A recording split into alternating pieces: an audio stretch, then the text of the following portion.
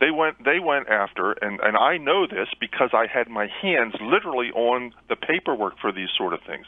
They went after high-ranking military officers. They went after members of Congress, both Senate and the House, especially on the intelligence committees and on the armed services committees and and judicial. But they went after other ones too. They went after lawyers and law firms, all kinds of heaps of lawyers and law firms.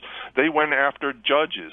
One of the judges is now sitting on the Supreme Court that I had his wiretap information in my hand. Two are former FISA court judges.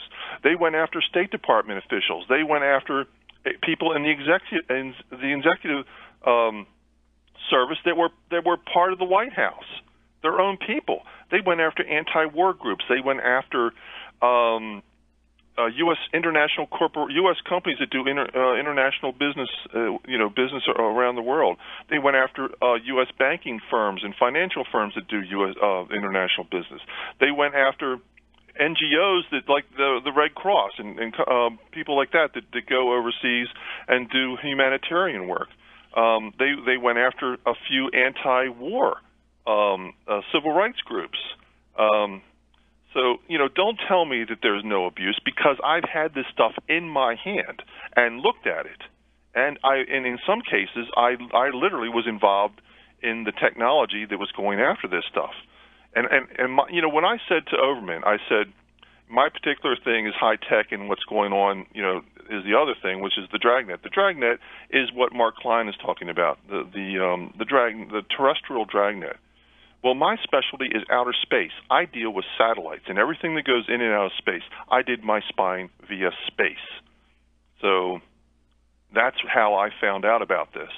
Now, Russ, the targeting of the people that you just mentioned, top military leaders, members of Congress, intelligence community leaders, and it was intelligence committees. Let me correct that, not intelligence community. And then executive branch appointees. This creates the basis and the potential for massive blackmail. Absolutely. And remember, we talked about that before, that I was worried that the intelligence community now has sway over what is going on. Now, here's the big one. I haven't given you any names. This was in summer of 2004.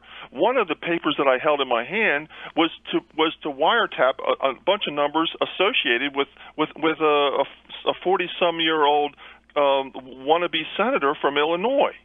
You wouldn't happen to know where that guy lives right now, would you? It's a big White House in Washington, D.C. That's who they went after. And that's the President of the United States now. And they went after, I can give you names of a bunch of different people they went after that I saw. The names and the phone numbers of like Congress, not only the names, but it would look like staff people too, and their staffs. And not only their Washington offices, but back home in their congressional, little offices they have at their homes, their home state offices and stuff like that.